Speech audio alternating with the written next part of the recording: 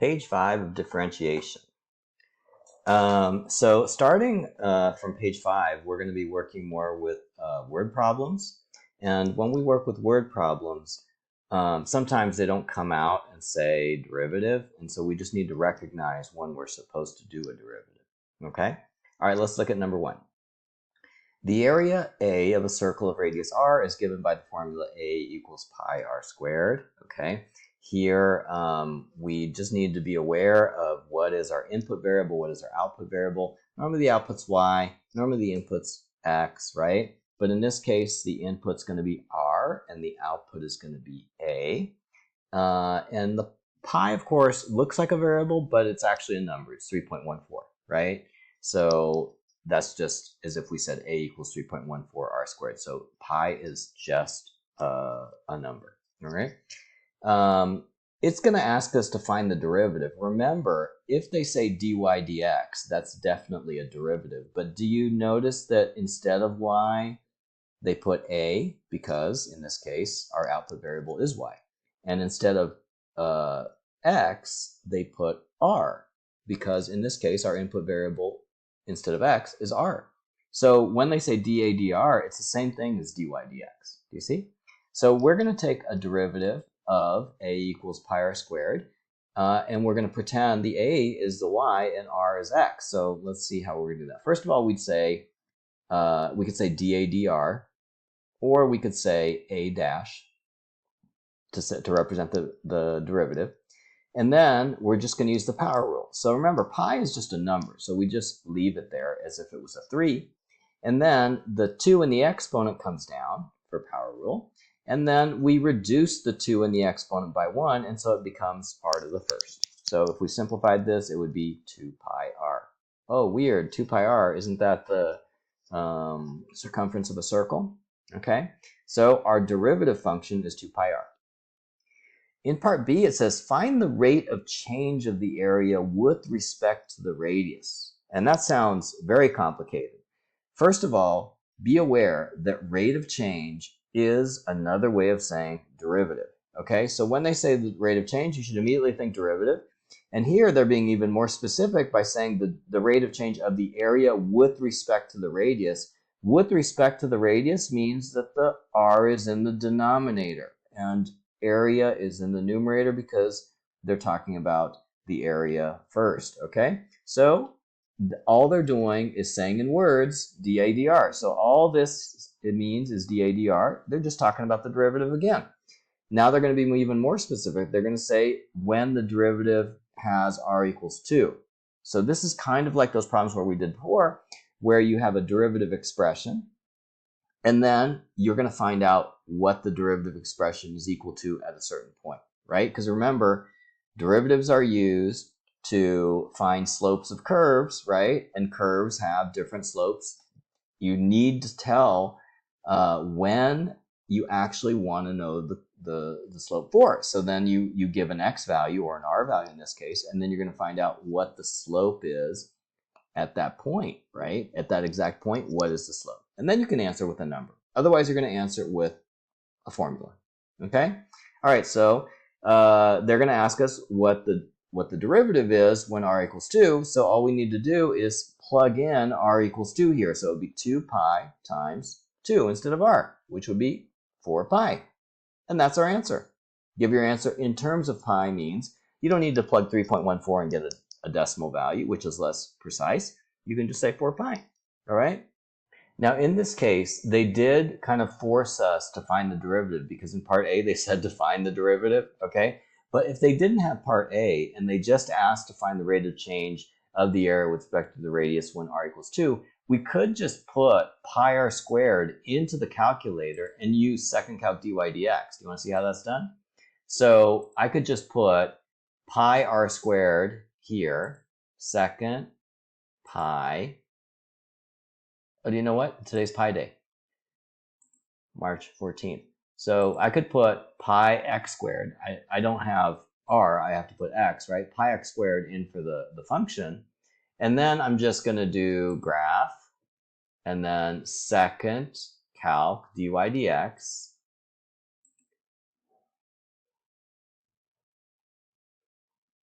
second calc dy dx, which is number 6, and then I'm just going to hit 2, enter. And it would give me the value 12.6. Now, is that equal to 4 pi? 4 times 3.14 is 12.56. Do you see? So the calculator can give you the numerical value for the derivative at a certain point. It just can't do the derivative itself. Okay? All right, let's go to number 3. The distance of a bungee jumper below his starting point can be modeled by the function f of t equals 80t squared minus 160t. And they give us a domain, possible valid t values, time values. You notice that time can't be negative and time doesn't go past 2. Basically, how long does it take for a bungee jumper to get to the end of his rope? Just a couple seconds, right? That's why the domain in this case would be 0 to 2. Okay, where t is the time in seconds. So in this case, f of t is our y, right? And t is our x. Okay, so let's take the derivative of f of t. First of all, we can write f dash of t to represent the derivative. And then we're just going to treat t like x. So first we're just going to put 80 because 80 is a number. And then we're going to bring down the 2. And then we're going to reduce the 2 and the exponent by 1. The derivative of 160t would be just negative 160 or minus 160. Okay, and then we're done. That's the derivative right there. If we want to simplify it, we can multiply 80 times 2 and get 160t minus 160. All right, state the quantity represented by f dash of t. We can go back and use the phrase they used before it, rate of change. Okay, so we could say the rate of change of the distance with respect to time. We could also say the common word for the rate of change of distance with respect to time. That's called speed. Okay? All right. Now it says to find f dash of 0.5 and f dash of 1.5 and comment on the values obtained. Now remember, if they had asked us for the derivative at 0.5 and the derivative at 1.5 and they didn't ask us to actually take the derivative, we could just use second calc dy dx and plug in 0.5 and 1.5 and that would give us the values. Since we already have the function, I'm going to use the function to figure it out. So if I want to figure out f dash of 0.5, what that means is take 160t minus 160 and plug in 0.5 in for t. So f dash of 0.5 would be 160 times 0.5 minus 160. I'll go ahead and use the calculator for that. It would be 160 times 0.5 minus 160. It's equal to negative 80. Okay? So negative 80 is f dash of 0.5. F dash of 1.5 would be 160 times 1.5 minus 160. Let's see what that is. 160 times 1.5 minus 160. What's another way you could do this? You could put the function in y equals and check the table, right? I'm gonna do that too. Okay, so that would be 80, positive 80. Okay, let me show you how you would do that. So first thing I would do is in y equals, I'm going to use two spaces. I'm going to use y1 and y2. y1, remember, I'm going to use for the regular function. So it would be 80x squared minus 160x. Oops.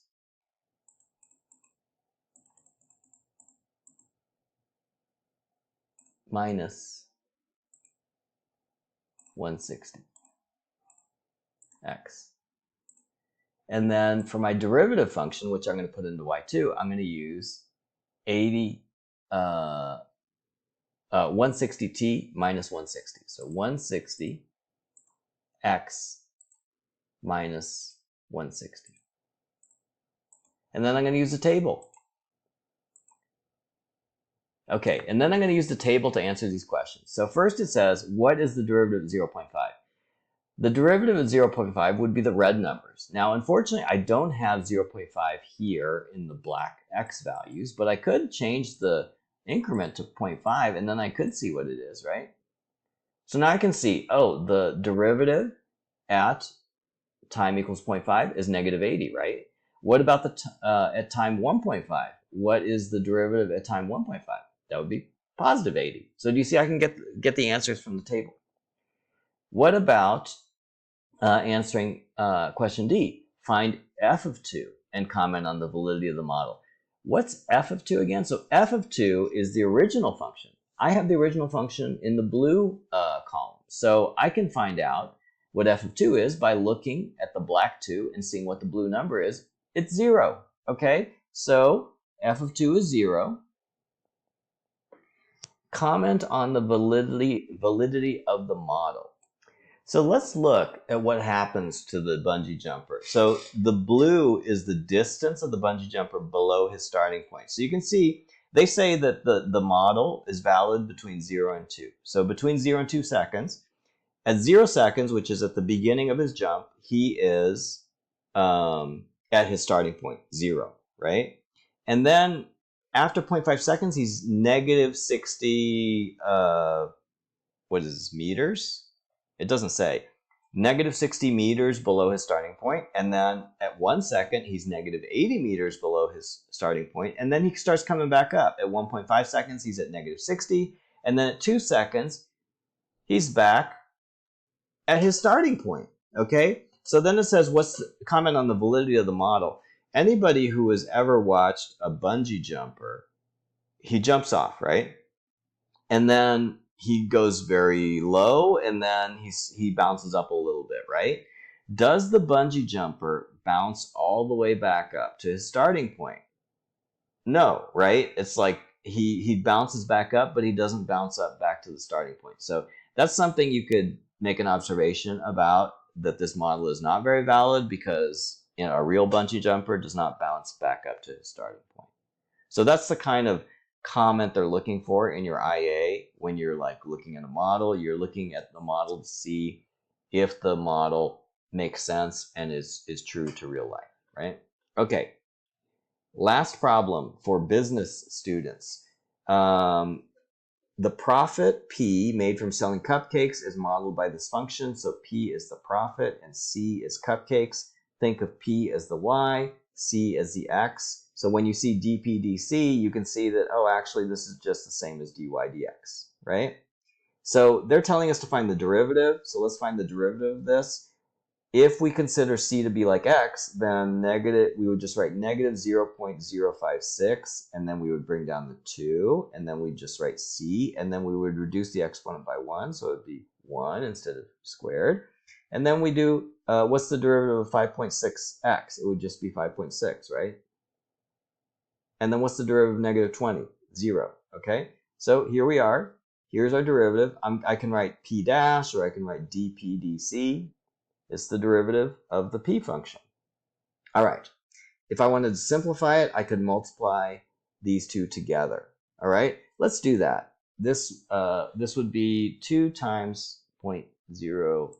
Let's see. 2 times 0.056. Okay, 0.112. So it'd be negative 0.112 C plus 5.6. Now they're about to ask us a bunch of questions about this model. So I'm going to put it in the calculator.